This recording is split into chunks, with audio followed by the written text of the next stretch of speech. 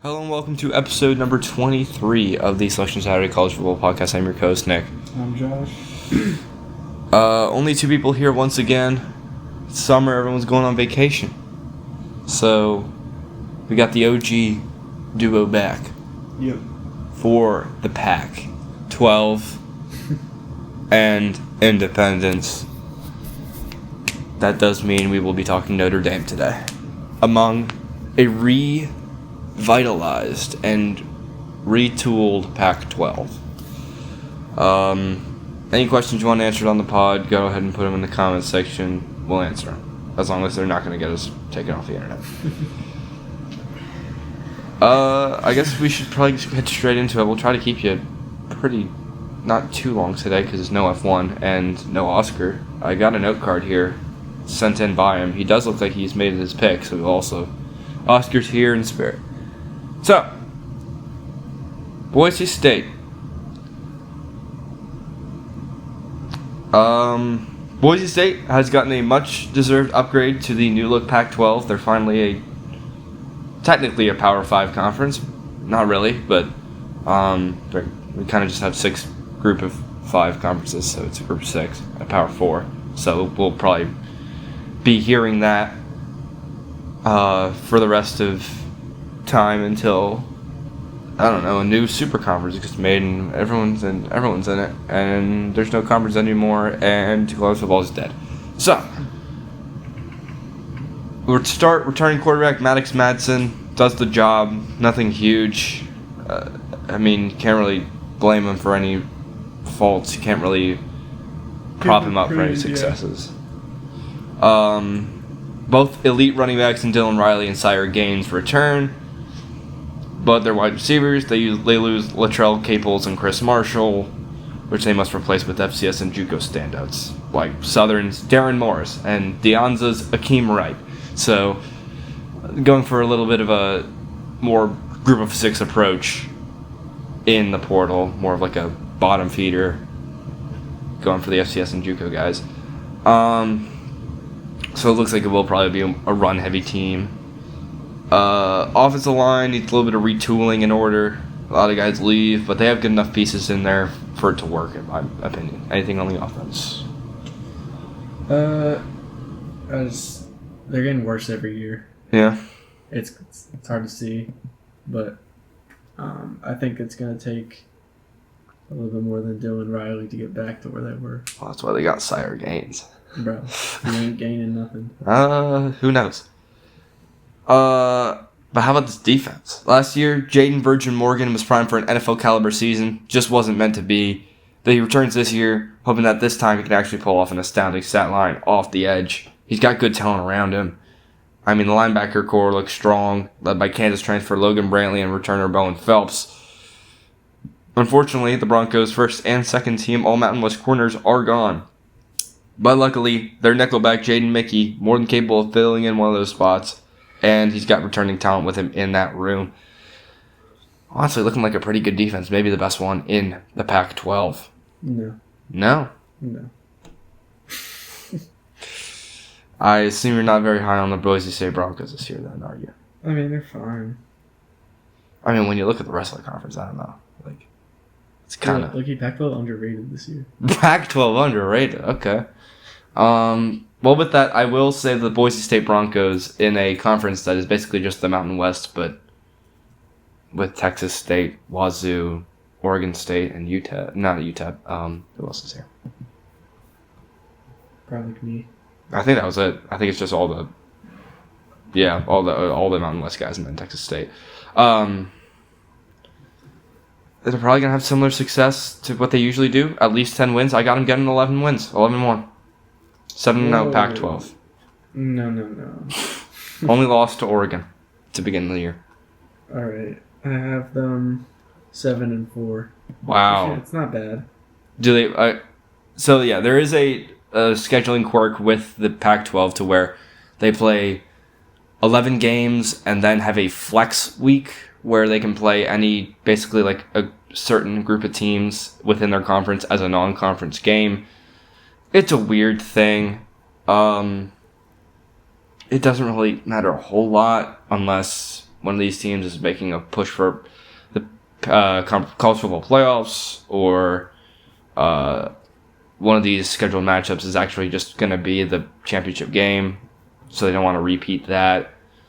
So that's the whole deal with what the Pac-12 is doing. It's really confusing, and I don't love it, but I'm not the commissioner, so it probably makes sense to them. So you probably got them going around 8-4, 7-5. Yeah. Okay. I think their projected opponent would be Utah State.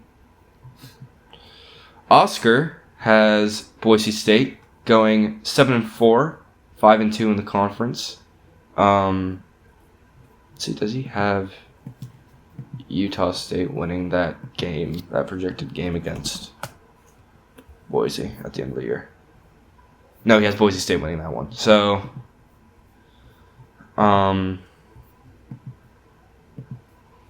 he'd have them going 8-4. So, looks like I'm pretty high on the Boise State Broncos, much higher than y'all are. But we move on to Colorado State. This is the state conference, by the way. Every team here, I believe, ends with state. Yeah, okay. That's an interesting quirk. Jay Norvell, head coach of Colorado State, is gone, and UConn's Jim Mora has been brought in to rebuild the squad. He brings in his passing game coordinator to be his offensive coordinator for this team. Braden Fowler, Nicolosi, and Jackson Brousseau are gone. Their new quarterback will be Oklahoma State's House Hedgney. He broke his foot in his first game last year. Not what you want out of a supposed dual threat prospect. It seems like his only thing is just run the ball. We know how those guys work in college. He hasn't locked up the starting spot quite yet, but I assume he will over UConn backup Kayshawn Farrer. Very weird way to spell your name. No. Change it. No. Mora loves the ground game, but his running back room will just consist of Cam Edwards' backups last year at UConn and Mel Brown and Oliver Lundberg-Coleman, as well as Auburn man Darrell Robinson. And the wide receivers don't wow me, although tight end from UConn, Juice Vereen, much needed safety valve for Hedgney or Farr. They also landed a Georgia tight end in Pierce Sperlin III, so that tight end room is actually really solid. Offensive line kind of sucked at run blocking last year. They bring in some good freshmen, but obviously you don't want freshmen on your starting O-line, so probably not going to be a great run blocking group for a run-heavy offense. Kind of worrying. What do you think? We're on Colorado State. Yes. This is probably the worst team I've seen in the conference. Oh, no, not in... No. I'm like, there's some stinkers out there, yeah. It's like everyone else seems to be like a step above the normal group of five level. Mm-hmm. These guys just kind of look like they're still stuck on that level. They should probably be in Conference USA. Yeah. Defense. I think they bring in some good defensive linemen to a unit that was frankly terrible against the run last year. Mostly UConn guys: Stephon Wright, Brandon Kelly, as well as Western Kentucky's Robbie Harrison. Guys to look out for. Losing linebacker Owen Long, massive blow. Honestly, UConn's linebackers weren't half bad last year, including a guy who follows more of Two Fort Collins and Umar Diamande. And the secondary's pretty deep. High-impact transfers and standouts have emerged in the spring, like Elijah McCantos. Honestly, Colorado State's not going to be able to do anything on offense, but that defense is looking really, really good. So it's going to be a very, very up and down season, but with their schedule, because they play Wyoming, that's going to be an easy one, and then they play the Thunderbirds of Southern Utah. So, 8-4, Colorado State. That should show how much I don't have a whole lot of hope in the Pac-12 this year. If House Hedgney's team is going 8-4, but we've seen teams do well with poor quarterback play. EJ Warner last year for Fresno State. What are we doing? And they still actually won games. I feel like Colorado State's going to be that team just because of their defense.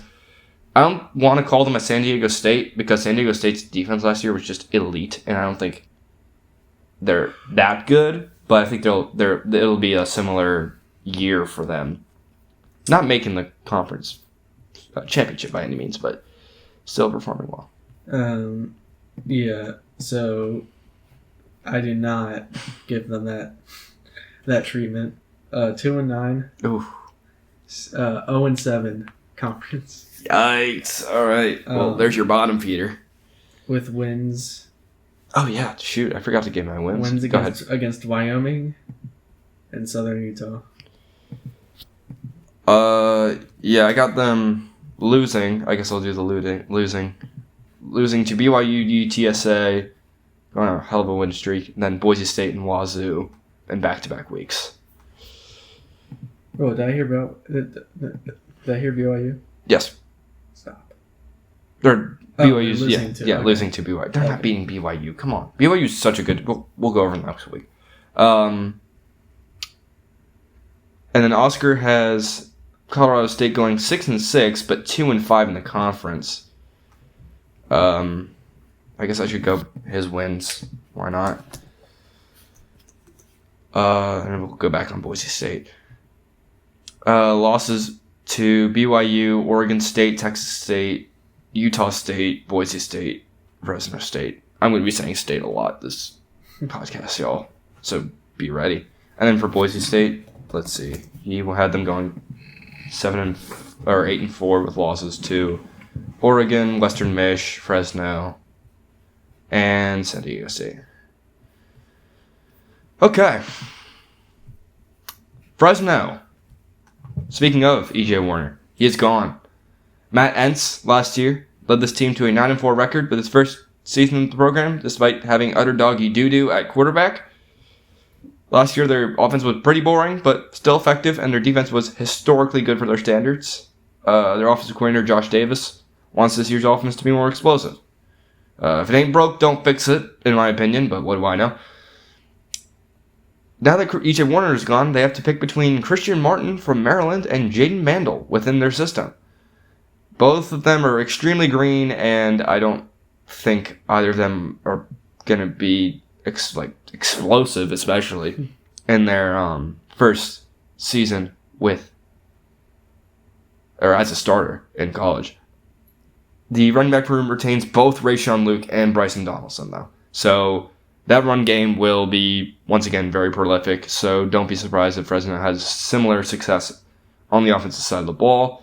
Wide receiver room mostly intact. It's always good to hear. They do lose their safety valve in tight end Richie Anderson, which would probably be the number one target for Martin or Mandel in the hands of an unproven quarterback.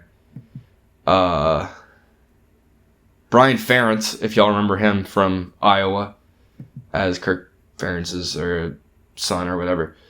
New O-line coach, a position that has changed hands every year for the past 6 years. I think the O-line has some pieces, but does lose an all-Mountain West center in Jacob Spomer. Defensive line returns a lot, but also loses key pieces in Corey Foreman and Finn Claypool. But I think looking at it, it'll be pretty solid. I forgot to ask you what you think about the offense. There's nothing to think about. Okay. This is pretty mediocre and buns at the same time. That's not a good omen, I guess. No. All Mountain West second teamer Jaden Pearson has exhausted his eligibility at linebacker, but they do return plenty on that side. Don't bring any guys in the portal at that position, though, so it is a thin group. And then their two monster DBs from last year's team are gone with very few exciting pieces to replace them. I think this team got a little bit worse in a lot of positions. But at the end of the day, they were a 9-4 team last year. So, and that was in the Mountain West, and now they're in the Pac-12. I don't think I'm a big fan of the Pac-12 this year. I think that's the problem because I am also going 8-4, 6-1 in the Pac-12, with losses to USC, San Jose State, Rice, and then Utah State. I remember liking these teams more. I don't know what happened. I have Fresno 4-7, 1-6 in the Pac-12. Oh, no wonder. Okay, hold on. Never mind. That was Oscar. Sorry, y'all. I did have them going 8-4 though, but 4-3 in the pack. That makes a little bit more sense. I'm like, I'm picking. No, I have them beating San Jose State and Rice. Remember? Yeah, I don't like San Jose State. What was I talking about, y'all? I'm sorry. Losses to USC, Wazoo, Boise State, and Colorado State. But Oscar has similar thoughts on Fresno. Go on. Sorry. Yeah, I went 4-7 with wins against Sac State, San Jose, Rice, and Colorado? Yeah. Colorado State. So those are your two gutter teams then. Yeah. We'll skip Notre Dame. We'll save them for the end. Oregon State is our next team. Last year was a complete disaster. Trent Bray is out. Former Alabama offensive coordinator Jamarcus Shepard is in. He gets his OC from Alabama too, and his DC is 2016 Coach of the Year Mike McIntyre. QB room. It's kind of a little bit concerning. Malik Murphy returns after a very lackluster year. But they also get FCS Freshman of the Year, Braden Atkinson, transferring in from Mercer. So, an interesting room. I think Malik Murphy is going to start. But last year was pretty painful, so I wouldn't be surprised if Atkinson gets some reps. Running back situation kind of grave now that Anthony Hankerson's gone. Their lead back is Vandy transfer AJ Newberry, who's been a depth piece his whole career. Could also be Hankerson's former backup, Cornell Hatcher Jr., who made Athlon Sports' preseason All-Pac third team, but that is a conference with 8 members, so in reality, he's probably like a bottom half running back in the conference. Wide receivers do look pretty good. This is Jamarcus Shepard's strength. Aaron Butler and Bubba Hampton come in from SEC schools in Texas and Alabama. Xavier Nolan comes in from UT Rio Grande Valley. He's tiny, 5'6", but he averaged 21 yards per carry. So he's a speed demon, big play guy. Adonis McDaniel comes in after a productive season at Mercer, hopefully catching some passes from his former quarterback, Braden Atkinson. It's a good room, but Malik just needs to hit him. And unfortunately, that O-line last year, terrible, absolutely abysmal. Likely won't improve much. They have 2 members of Athlon Sports' All Pac-12 third team on their O-line, Nathan Elu, Tyler Volton. But I can't project this O-line getting much better. What do you think about Oregon State?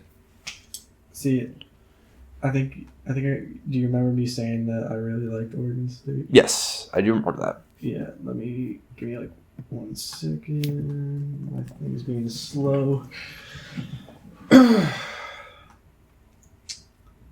Bruh. Alright, what to say about the big OS football, not OS basketball. Ohio State. Well, wouldn't they both be OS basketball? No. Oh. Why is this? Okay, there we go. Malik Murphy needs to Lock in. Yeah. Yeah. If he does, it's actually. Yeah, but lucky Braden Atkinson can take over that. Exactly. Except he doesn't run at all. Yeah. That is kind of a, worry. That means they're going to be very one-dimensional. I feel like Newberry is like an absolute dog. He's an unproven dog. But he's been a depth piece in his entire career. He's never started. You want to know who else was a depth piece his entire career? I don't know, but someone probably was. That was good. There's probably someone. They got some receivers from Alabama, Texas. Yep. Those are the guys you need. And they got another guy who I thought was Greg Olson's son. Eric Olson. Yeah. All right. Dude, they got Brock Bowers' brother, too. Jackson Bowers.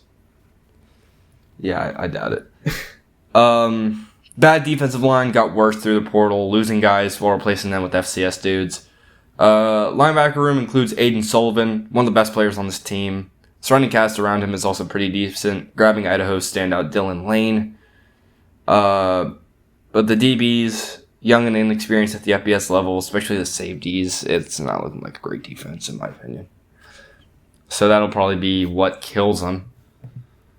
Which is why I have Oregon State going a crisp 3-9. Whoa! But that's only because they'd probably be bowl eligible if it wasn't for this absolutely titanic non-conference. Houston, Texas Tech, Montana, and UTEP are on tap for their non-conference. I have them losing to all four of them. Montana, of course, one of the premier FCS programs, and Oregon State didn't they lose to an FBS or an FCS last year? I feel like that's like something they would have done. Who did they lose to? No, they killed Lafayette. I feel like we already went over this. Cal, Fresno. Nope. I'm dreaming things again. Maybe it was we were talking about Tulsa. That's right. They lost to Tulsa. Come on, guys. That's basically an FCS. But then when they get to conference play, I have them going 3-4. With wins against San Diego State, Texas State, and Utah State. All right. So I have Oregon State 9-2. Oof. With 7-0 Pac-12. With the losses obviously coming to Houston and Texas Tech. No UTEP for me. I'll pass on the UTEP. No, I just think a lot of these guys, I don't think we'll be able to keep up. You know what I mean? All right.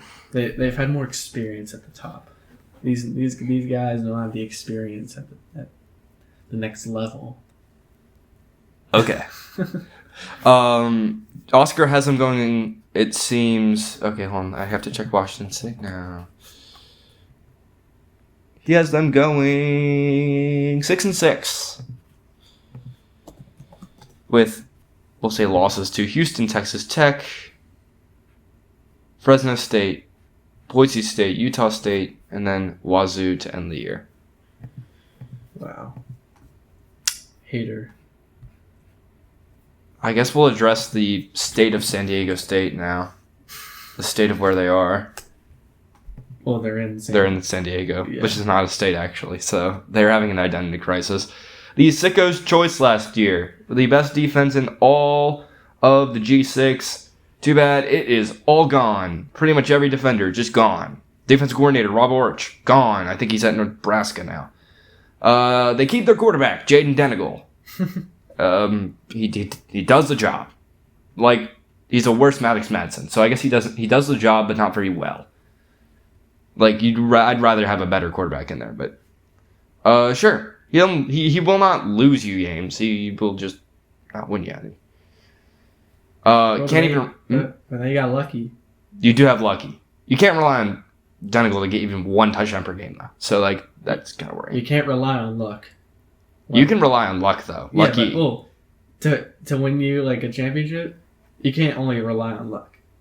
So you can also rely on Christian Washington. Well, no. Like, other guys got to play their role. Like Yeah. Jordan Napier. Yeah. Son of Billy Napier. His son is probably, like, working. Jacob Bostic, son of Devin Bostic, a famous guy that played Roderick. Yeah, man. I think that's his name. I know his last name's Bostic. Or Brandon Bostic. Wasn't he like a tight end? Yeah, it was Devin Bostic. Yes, Brandon Bostic. Jets. Go Jets. Nope. Let's see. Wow, that is actually kind of a pull. He started 7 games for the Jets in 2016, and before that he just kind of was a backup for Green Bay for 2 years. That's crazy. Must be that Madden mobile grind. Offensive line, or I guess I should go with the receivers. I don't think I talked about them. They keep the receivers who last year just kind of kept getting hurt and then just not getting thrown to very well by Denegal, so it doesn't really matter. Offensive line does get worse, could derail that rushing attack a little, and completely nullify the passing game. It'll probably be very one-dimensional of an offense. Defensive line retains 1 of its 32 sacks last year. So that should tell you a lot. No. Transfers are from P4 programs. Jared Batty. Oh, yeah. The Batty is gone. Obviously don't have much experience at the P4 programs, the transfers coming in. What do you think? What do you think about San Diego State? I forgot to ask you when I was done with the offense. No, it's all fine and good. Oh, okay. Man, this is like it's a Will Smith team. Yeah, he's looking Whole house around, gone. Looking around, no one's there. Nick Clegg, got to take over that kicker spot. Big shoes to fill from Gabriel Placencia.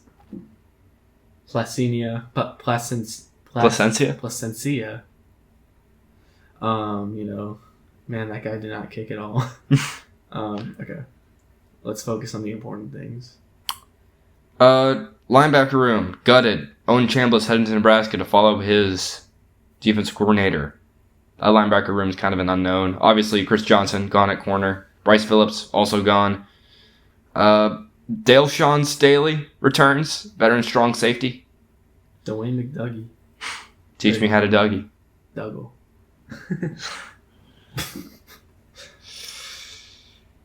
Special teams declined, like we said. Kicker gone.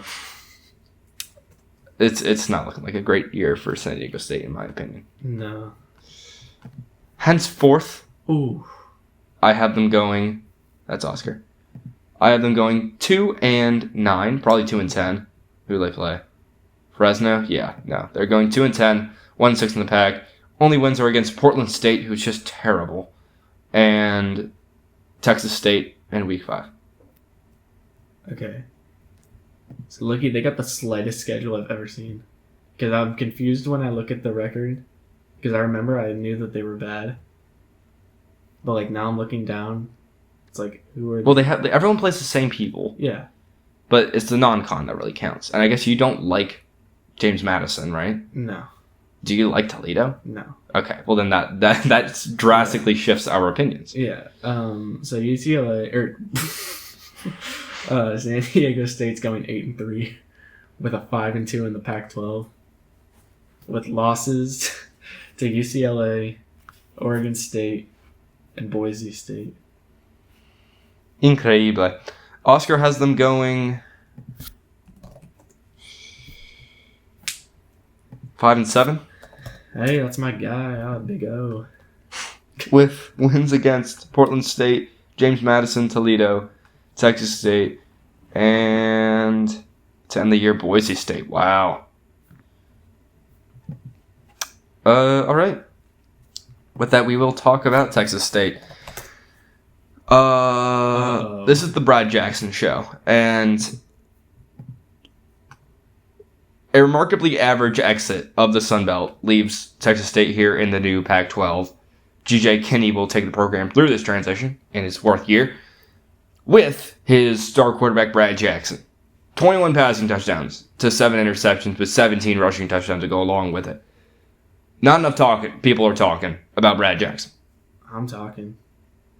Unfortunately, outside of his returning 1,000-yard receivers, he gets 2 of them. Bo Sparks and Chris Dawn Jr. are back. Yo, Chris Dawn's a dog. The rest is interesting.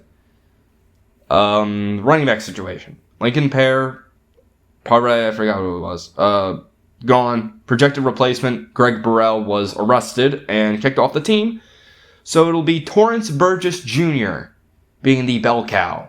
He's coming off injury. Not wonderful. So it looks like it'll be Brad Jackson doing most of the running, too. Pass protection will likely be an issue. Patchwork of transfers making up that O-line. It's worrying. What do you think about Texas State? Yeah, they got some. They're very top heavy. Yeah. Oh, they were. I mean, the coach likes to lean on the run, or the OC, Mr. Landon couple. Mm-hmm. Hire January 25th. I mean, January 2025. Yeah, he likes to lean on the run, is what I'm seeing. Yeah, and that's not good when Torrance Burgess Jr. is your... No, it's saying for me that he's gone. Torrance Burgess, he probably entered the portal and came back. Oh, it's saying that he graduated. Oh, Torrance Burgess. Wow, hold on. I'm seeing Jalen Jenkins. Let's see. Is he on the 2026 roster? He is. Yeah, it says... He's a redshirt junior. Who? Torrance Burgess Jr. Oh. All right. Defense. I like the transfers that come in on the D-line, but there are depth issues there. Linebacking core looks to be a rebuilding unit with one guy I found intriguing in Prairie View A&M transfer, Aiden Jones. And then the secondary last year was absolutely abysmal. I think it'll improve moderately. You get Will Mitchell, high school track star, and then you got Ryan Nolan returning at the safety as the second leading tackler. Aaron Nolan? No. I missed the Aaron Nolan episode. Oh, yes, you did. And I'm talking about it right now. Okay. Talk about Y'all Memphis. just wait for Memphis. They're going to be coming for you. All right, that's all I got to say. I'll let Air do the talking. Is he even going to start? I think it's Yes, a competition he's between... gonna start. No, it's a competition between him and Marcus Stokes. Stop. That's not happening. West Florida. Argonauts. Bro, just wait. All right. Texas State. I have going 1-11. 0-7 in the Pac-12. With their only win being against Incarnate Word. And in any other year, I'd probably have Incarnate Word beating them. But I already had one FCS upset today. I'm not having Incarnate Word beat Texas State. Oh. Oh. That's my favorite letter of the alphabet. Ozempic.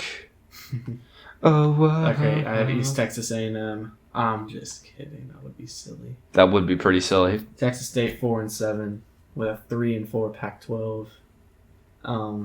With wins against Incarnate Word. I always thought it Incarnate Wood.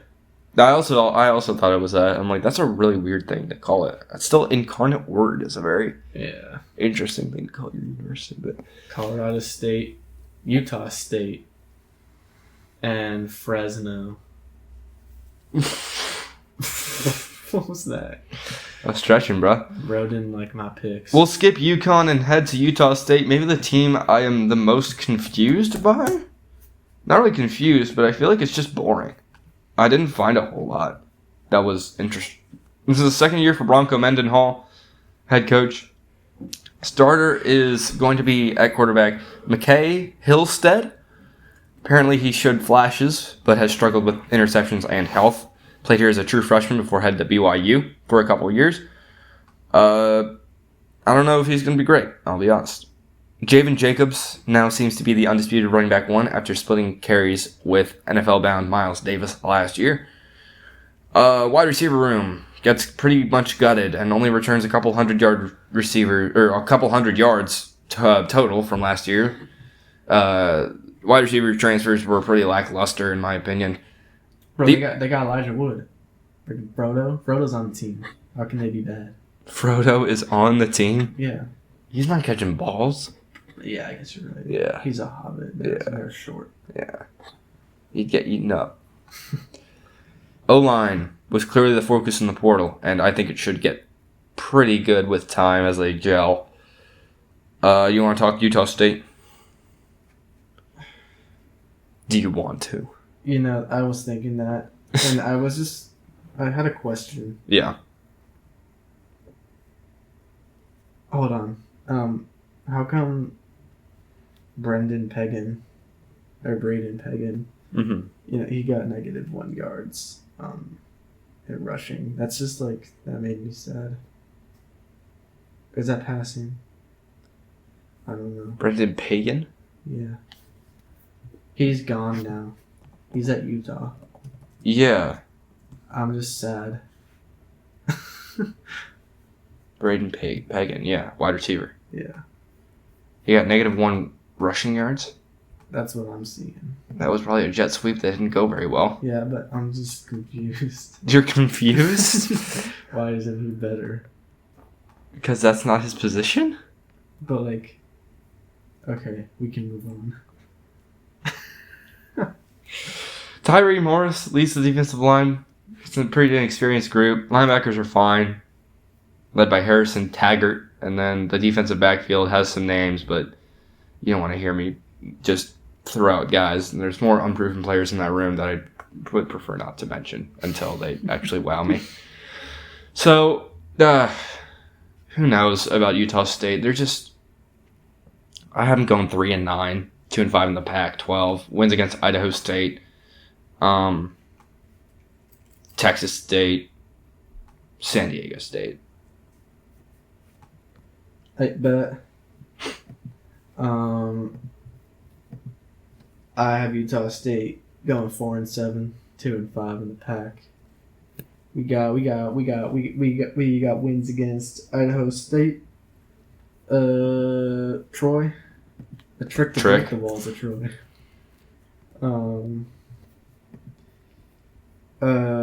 Colorado, obviously. When's the last time I mentioned Oscar's picks for anything? And Fresno. I don't know. I'm sorry, Oscar. We went over San Diego State, I think. I don't think we did Texas State, though. He has them going 2-10, I assume. Only wins against Incarnate Word and Colorado State. So, not a whole lot of hope for the Texas State Bobcats this year. And then he has Utah State, the wonderful, wonderful team they are, going 7-5. 6-1 in the Pac-12.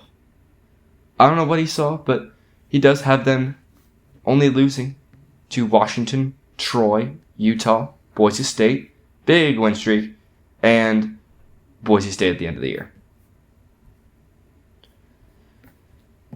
It's really unfortunate they have to play them twice if things stand. We will end with Wazoo for the Pac-12, but after that we'll go over Notre Dame and UConn. Finally, a team that I would love to talk about.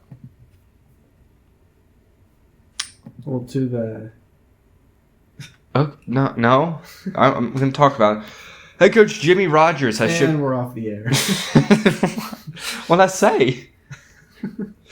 Jimmy Rogers has shipped himself off to Iowa State, and his place will be former Mizzou offensive coordinator Kirby Moore. Their defensive coordinator was the architect of last year's dysfunctional Oregon State team in Trent Bray, which we just talked about. Is anything sacred anymore? This is a bitter rival, just switching teams. What the heck? It's like William & Mary's head coach. Former Richmond guy. Not stoked about that. Bro's just trying to throw in. I am. Today was Patriot League Media Day, so. We don't know who the quarterback is quite yet here. It'll be UC Davis transfer Caden Pinnock, former Pitt transfer Julian Duggar, or redshirt freshman Owen Eshelman. Being the quarterback of that job. All of them have a weakness that they will have to overcome to be a serviceable starter. It'll basically be who is the most complete guy. So, I think any of these three could be serviceable. Kirby Voorhees returns in the running back room. That's huge. Maxwell Woods had a good bowl game, so they should be pretty good. Wide receiver has a lot of unproven commodities. The leader of this group, Tony Freeman, had 54 catches for 590 yards last year. But beyond him, there's not too many catches returning. But there are some intriguing talents in Florida's Tank Hawkins and Mizzou's Daniel Blood. They retained a couple of pieces on the O-line. They returned Nick Backen from injury. They were a very one-dimensional line last year. Good at pass protection, but pretty bad at protecting the run. What do you think about Wazoo? We're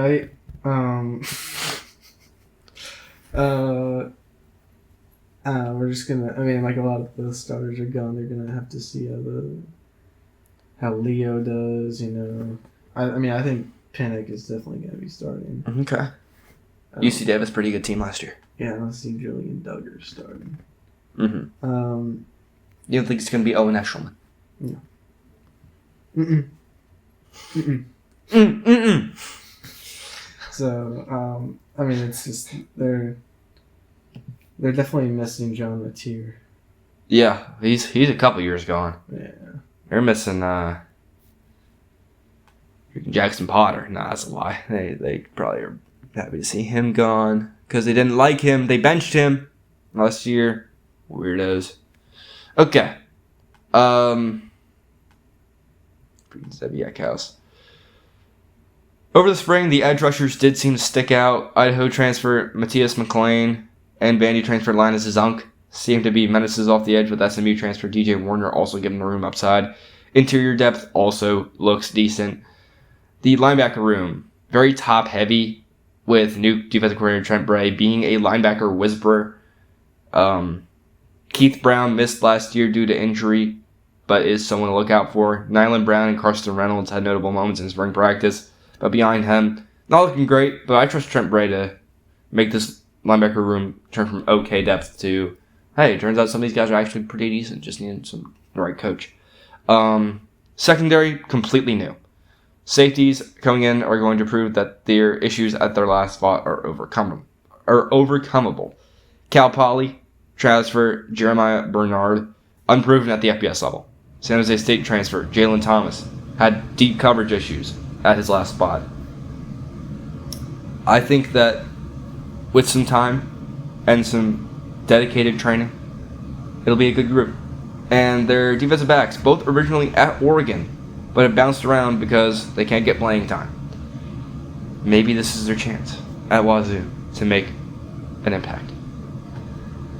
If you'll notice, I have been talking pretty good about Washington State, and that's because I have them going 8-4, 6-1 in the Pac-12, with losses to Washington, Kansas State, Arizona, devastating non-con friends, and then Boise State they lose to at home. All right. Well, they definitely ate. For me, they're middle of the pack, 6-5, with a 5-2 Pac-12. Nothing to sneeze at. I'm not sneezing right now. Okay. With losses to Kansas State, Arizona, Washington, Oregon State, and San Diego State. And then Oscar has Wazoo going 4-8, 2-5 in the Pac-12. What? With wins against Duquesne, San Diego State, Texas State, and Oregon State in their final game, in their flex game. So, for the Pac-12, we'll start off with Oscar's picks. He has Texas State 2-9, 1-6 in the conference. San Diego State 5-6, 2-5 in the conference. They are tied with Wazoo and Colorado State. Wazoo 4-8, and Colorado State 6-6 overall.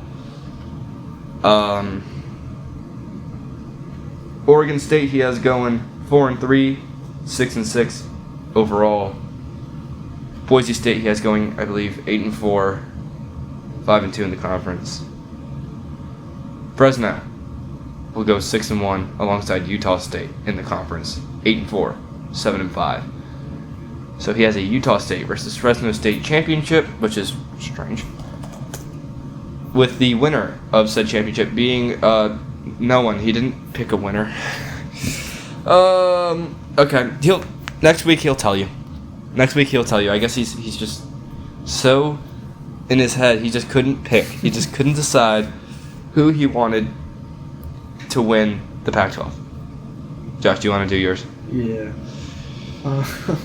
So my Pac-12 championship. Wait, are we going from 8 to 1? You can go to 1, yeah.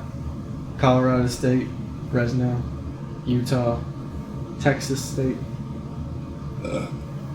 Washington State, Boise State, San Diego State at 2, and Oregon State at 1. Okay. With the championship going to Oregon State. Okay. I mean, I can see a path, but if Oregon State wins the Mountain West, there is zero chance they make the college football playoffs. All right, for my 8, I have Texas State 1-11, 0-7 in the conference. And then I have San Diego State 2-10, 1-6 in the conference. Then I have Utah State 3-9 overall, 2-5 in the conference. Then I have Oregon State at 5, 3-9, 3-4 in the conference. At 4, I have Fresno State 8-4, 4-3 in the conference. Colorado State, I have 8-4 overall, 5-2 in the conference. Then my number 2 seed will be Wazoo, 8-4 overall, 6-1 in the conference. And then my champion, who will beat Wazoo and finish number 1, will be Boise State, 11-1, 7-0 in the conference, and a very good shot at that CFP berth.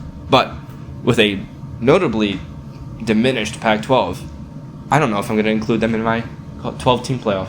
It's still 12 teams, isn't it? Yeah. Okay. I know, like, rumors have been they've been throwing around the ideas of like 16 teams, right? Oh, no, it's supposed to be 14. Okay, right. It's gonna be 14. Oh,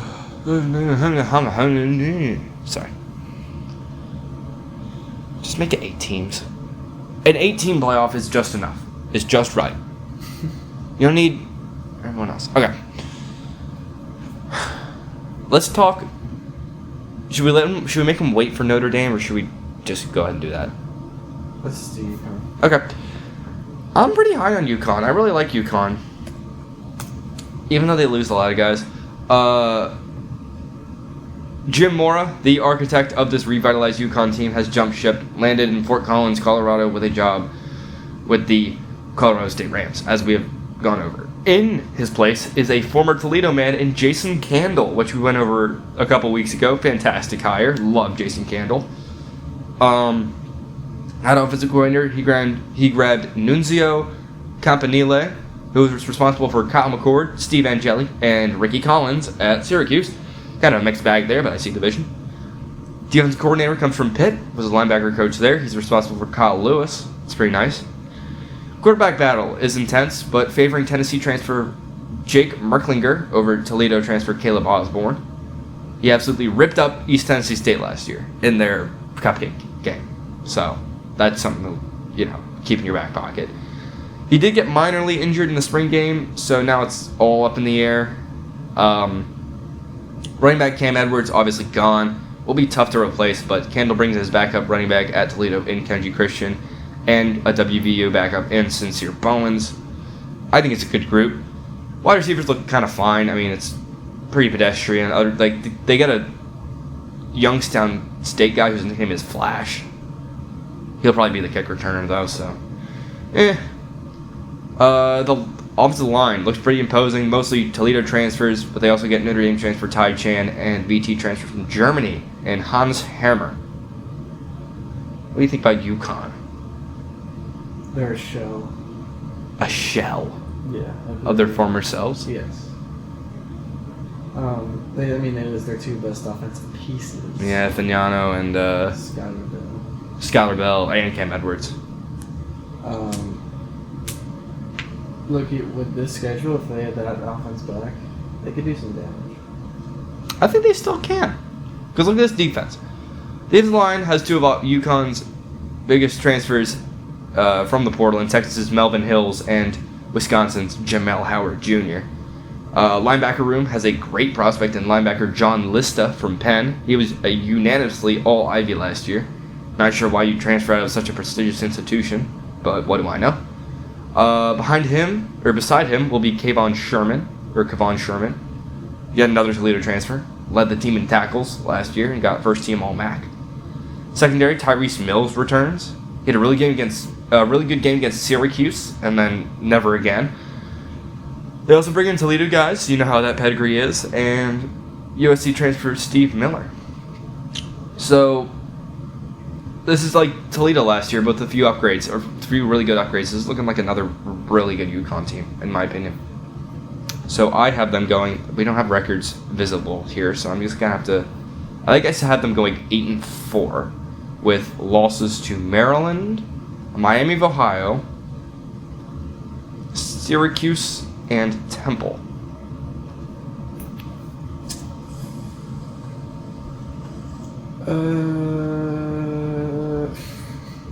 So they'll start off like 2-4, and then just go undefeated for the rest of the year. We're going 7-5. Okay.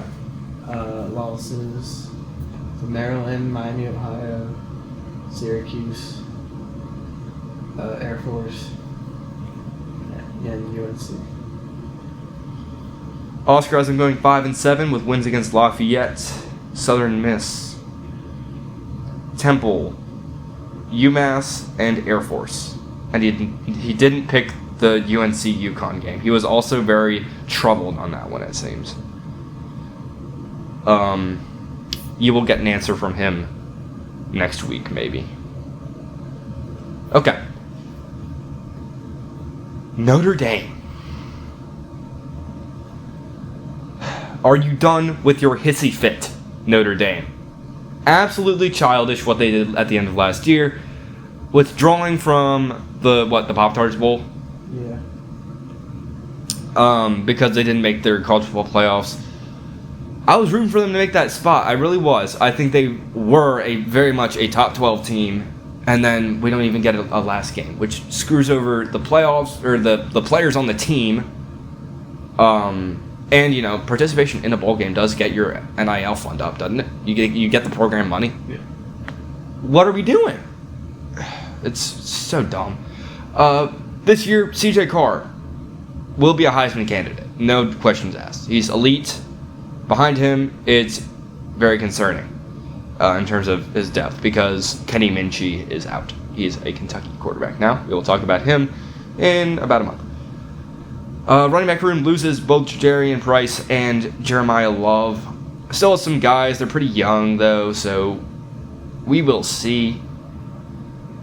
Wide receiver room looks awesome. Looks deep. Looks good. Jaden Greathouse, Jordan Faison returns for a veteran presence to lead a bunch of young talent to compete for snaps behind them. The young talent looks really good. Notre Dame always does a great job at bringing young guys in. Tight end Eli Raridan did get drafted, so Cooper Flanagan, a talented tight end recovering from an Achilles tendon injury, will replace him. Intriguing offseason storyline was the decision to move Will Black, who spent last season learning the guard position and had never played meaningful snaps in his college career, to the starting left tackle position for the season. It's kind of worrying, but the confident nature of this decision should instill confidence in me. Plus, he's a former 5-star. I think it won't pose too many issues. What do you think about Notre Dame? Yeah, they're gonna be better this year. They're gonna be better this year. Yeah. Okay. Even without their two-headed monster at running back. Yeah, I think the CJ Carr upgrade is going to be more important than the Jeremiah Love carry job. That's not a carry job. CJ Carr was really good last year. Yeah, but him taking it to the next level is like way more important than just having a good running back. Especially like if you want the championship. Mm-hmm. True. Interior defensive line doesn't have much going for it outside a new coach in Charlie Patridge, who developed Kalijah Cansey at Pitt. Boubacar Traore and Bryce Young will be menaces off the edge. No, they're not that Bryce Young. They retained their 3 best linebackers from a year ago in Drake Bowen, Kingston Viliamuasa, and Jaden Osbury. The secondary also top tier with the Don Schuler, Leonard Moore, Christian Gray, DJ McKinney, Tay Johnson, Luke Talich, all having the upside of playing on Sundays later down the line. This is an absolutely stacked secondary. So ultimately, win total over-under is set at 11.5 for 2 reasons. 1, this is one of, if not the best team in college football, and 2, their schedule is ridiculously easy against a lot of bad P4 programs and a fair share of group of 6 teams. The only way this team slips up is if the running backs don't excel, CJ Carr gets hurt, or the interior line can't stop the run. But everyone should know this by now. There are 2 numbers that are associated with Notre Dame. 10-2, which is why their 2 losses will come to BYU in Week 7 and Syracuse in the last game of the season. Syracuse? Yes. And Jelly's back. I have Notre Dame, I think, 11-1. With that one loss, obviously, to the Cougs. You have the exact same as Oscar. 11-1. Lost to BYU. So, obviously that means that I'll probably have Notre Dame not making the college football playoff this year. Especially with a late loss to Syracuse. But it's Notre Dame way, isn't it? Okay. Under an hour for the college football section. That's actually pretty good. Bathroom. Alright, while Josh is going to the bathroom, we got 2 segments left, I think. Note card and golf. Well, I'll start with my golf. I'll just go down my list, I guess, so we don't have to go back and forth. If I can find my document. Okay. Oh, I should probably pull up Oscar's, too. I'll do that. While I pull up Oscar's picks, why don't y'all like and subscribe, right? Right? Nah, okay. Nah, I'm sorry, y'all. Do it if you want to. College football season's coming up, and I like to say we're pretty informed. If you listen to a lot of podcasts and want a little bit of a freshener, you know, like a lot of these corporate podcasts are all like business, and they don't want to throw shade at bad teams. So, yeah. There you go. I stalled for a moment while Josh was in the bathroom. Okay. Number 5 will be, for me, Xander Schauffele. Very weird case this year. He's been killing it at majors, but he's also been missing like random cuts. But he's one of the best golfers in this field. I don't have a ton of confidence though in him not to miss a random cut this week, so I'm just gonna keep him at 5 and kind of just play both sides.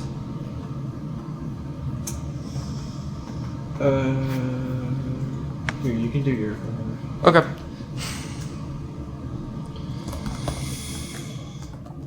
I'm just gonna set you up here so I can write down your stuff. My number 4 is gonna be Chris Gotterup. He just won the John Deere a couple of weeks ago. He continued his hot season with top 20s in Europe at the Genesis Scottish Open and the Open Championship. And he has very lackluster history here, but that was pre-breakout Gotterup, kind of like looking at Ben Griffin's history. It's like he was average for his first couple of years and then spiked in 2025, so you can't really look at the old history like it's still him. Number 3 is going to be Wyndham Clark. Clarky. Surprising miscut at the Open Championship. He's kind of falling back down to earth, but I think he's got the pedigree to get this top 5, especially in a lower field event. My number 2 is going to be Cam Young. Solo second at the Open Championship, has 2 top 10s here in 3 starts. One of the best golfers this year. He's, I think, the favorite to win, but I will not be picking him to win. I'll be picking Patrick Cantlay to win this week. T2 here, just a couple years back, just a really solid, consistent golfer. Kind of having an off year, but I need some points. So why not Cantlay? Because you can't lay it up. I'm sorry. Number 5, reigning champ, Koivu. Ah. You know, I might as well throw him in there. Throw him in the ring. Yeah, I once had hope in Jackson Koivu too.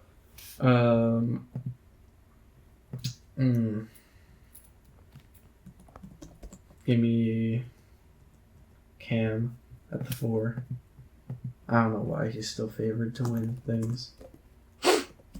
I don't know if he's the hottest golfer anymore. I don't know if he's the hottest golfer anymore. I'm going to be completely dead honest. Then give me the Shutter Shoffley. And then, Wyndham, Clarky. Clarky. And then guy I haven't had winning in so long. Siwoo. Tell me the last time I had him winning. Last time you had Siwoo Goat winning. There's 36 mentions of him here, so I'll have to look up. Emilio had him winning at the U.S. Open. Did he seriously? Gosh. My goodness. Okay. Yeah, he had Siwoo to win the U.S. Open. There's me picking Siwoo to get 5th. You had him 2nd at the CJ Cup Iron Nelson. Yeah, everyone's just picking Siwoo at this point. Everyone loves Siwoo. You're awesome, Siwoo. You had Siwoo last winning at the Genesis Invitational, which was the 6th event of the year. We are now on event number 28. Wow. So this is basically that's half a season ago, if not more. All right, let's see, Siwoo. What's your odds to win? Plus 1850. Good on you. You don't want Patrick Cantlay in there? Stop. Really? Yeah. I'm just gonna add your odds here. I'll probably add Oscars too. A lot of dead space in this podcast, y'all. I'm sorry.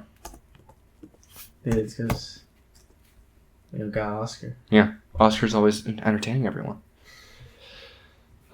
Speaking of his Rocket Classic picks, number 5 is going to be Russell Henley. He's the only person who has Russell Henley on the roster this week. Even I didn't want him this week. I'm sorry, Russell. I'm sorry, Russell. Some other time, right? I'm sorry. It's Russell. not a. It's not a see you. It's not a goodbye. It's a see you soon. It's a Siwoo Kim at number 4. I'm in my flow state right now. Xander Schauffele 3, Cam Young 2, and his winner is going to be Chris Gotterup. Last place pick, everyone's favorite. I've gotten raving reviews about the last place pick. That's a lie. My last place pick is going to be Patrick Wilkes Greer because his name reminds me of Will Greer, and he doesn't have a data golf profile. My last place pick is going to be Ryan Solano for Oscar, or his last place pick is going to be Ryan Solano. Let's see what he's about while Josh finds his last place pick. Let's see, Ryan Solano. 31 years of age, turned pro June 2022. Oh, no, this is not good at all. No, I do not want to bet on Marcelo Rosa to win. Don't make that bet. All right, looks like he's had 2 professional starts. One of them was in the Rex Hospital Open in 2022 on the Corn Ferry Tour where he was cut. And then his most recent was the 2024 Corrales Punta Cana Championship, an alternate field event, where he was also cut. This guy is... And then before that, his only events in the system were... amateur events as a college golfer. This is not good at all. Wow. Well, Ryan, that's a good last place pick. Are you picking Marcelo Rosa? No, I would never. I'm gonna pick Marcelo Rosa. It's my last place. I think it chose him for me. Okay. If you know what I mean, Jelly Bean.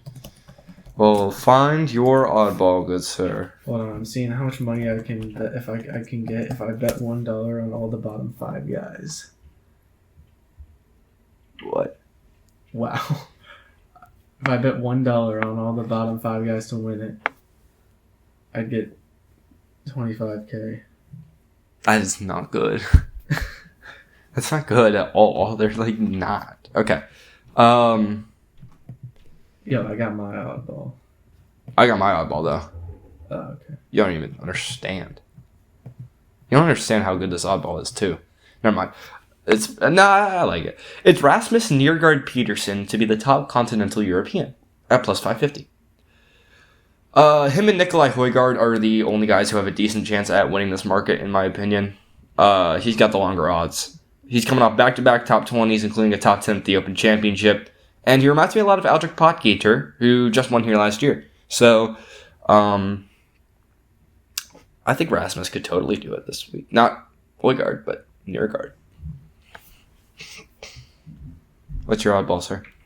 My oddball it's called Leaderboard Ladder. Yeah, another parlay. We got Cam Young to finish top 5, Shoffley to finish top 10, Si Woo to finish top 20, Wyndham to finish top 30, and Henley to finish top 40. And that's Why wouldn't Henley finish top 40? that's plus 3,181. 270 people have placed the bet. Honestly, not terrible. Yeah. Not terrible. I could totally see it happening. But it only takes one bet a week from 5 guys 5 guys. to screw it up. And the oddball pick for Oscar will be Aldrich Potgieter to be the top African at plus 225. Of course, the reigning champ here.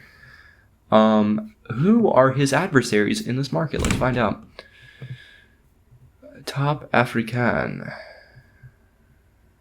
Does it seriously not have it on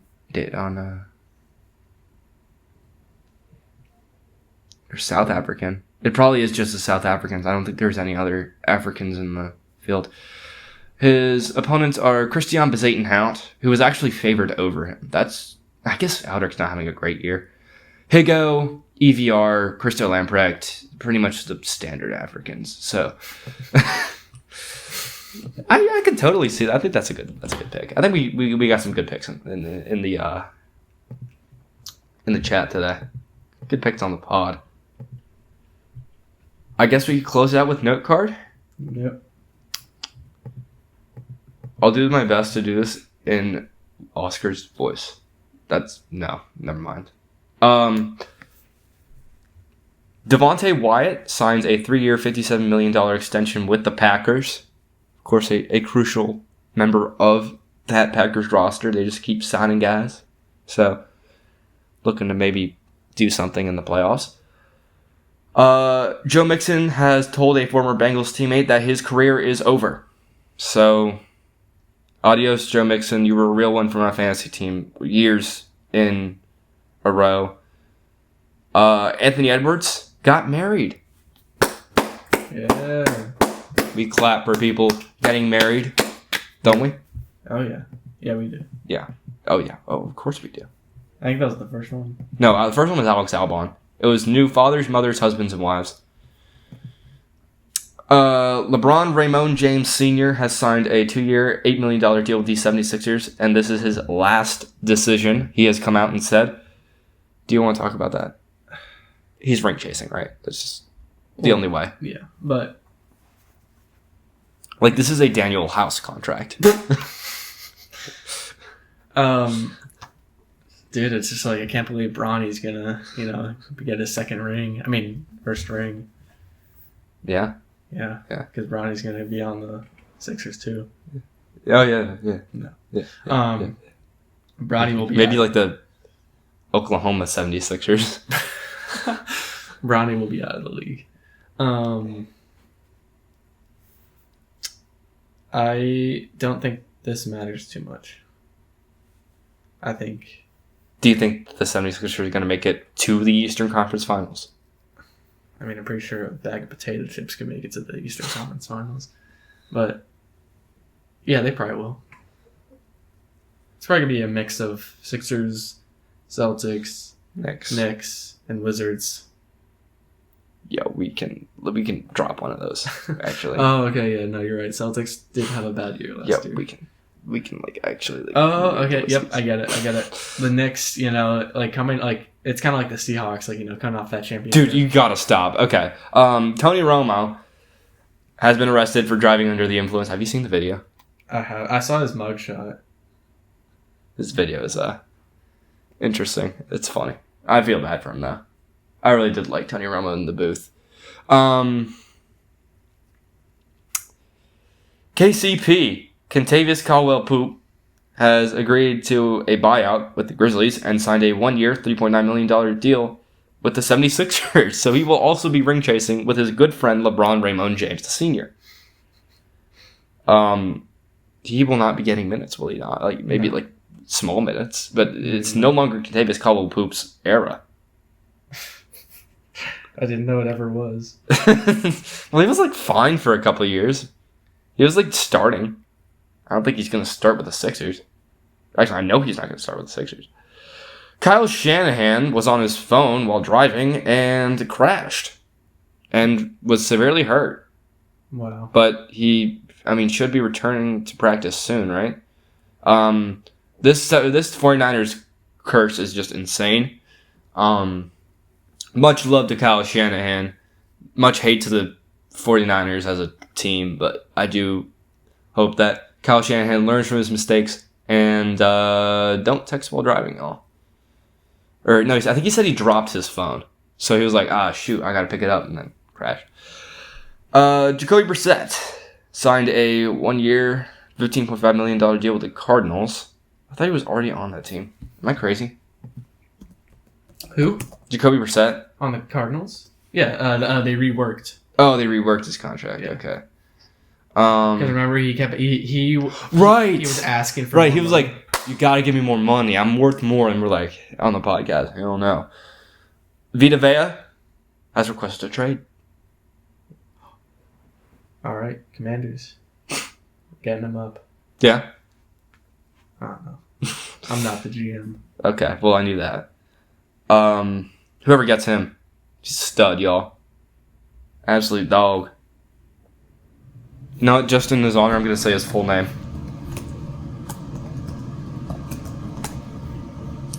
Tavita Tuliakiono. No. Okay. Tavita Tuliakiono.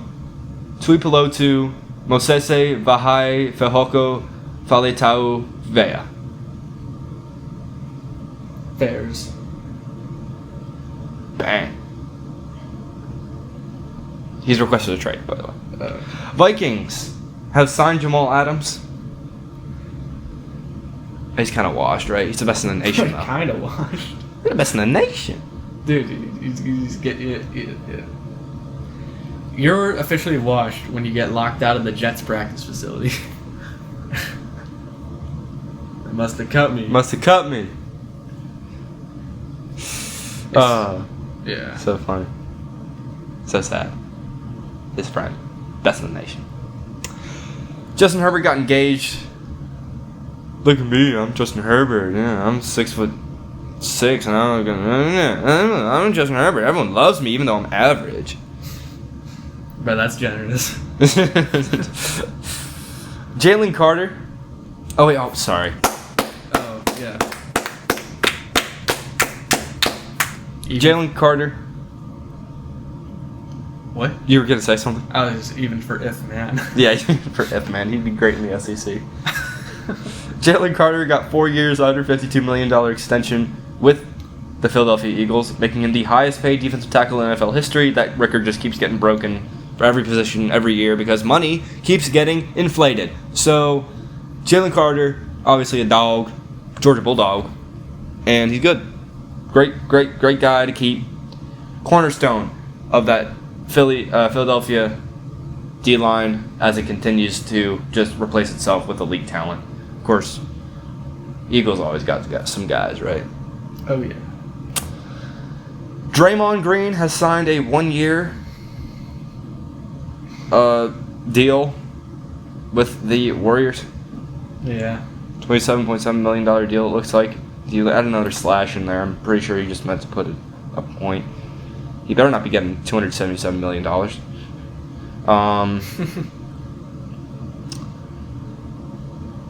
I guess he's a podcaster at this point. And then Denzel Ward got a 2-year, $62.2 million extension with the Browns, making him the highest paid defensive back in NFL history. Denzel Ward, he's good. He's elite. I don't think he's the best defensive back in history.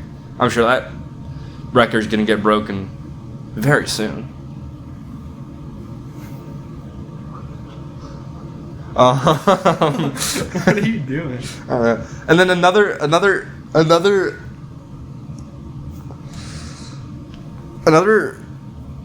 point I'd like to add, another thing to the note card I'll add, is that Trey Mullinax has been suspended for 6 months from the PGA Tour for doping.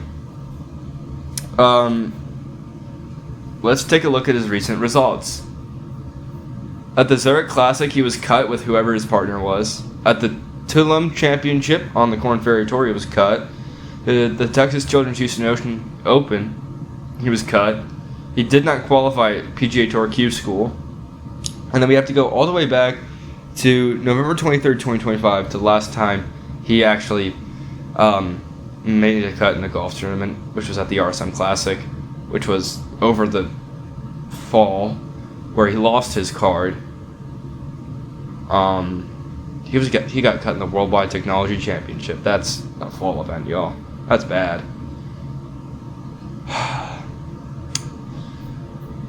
There are no signs that this guy was doping. I don't even know why he got tested. Who sent that test? It truly was a random test, because that came out of nowhere.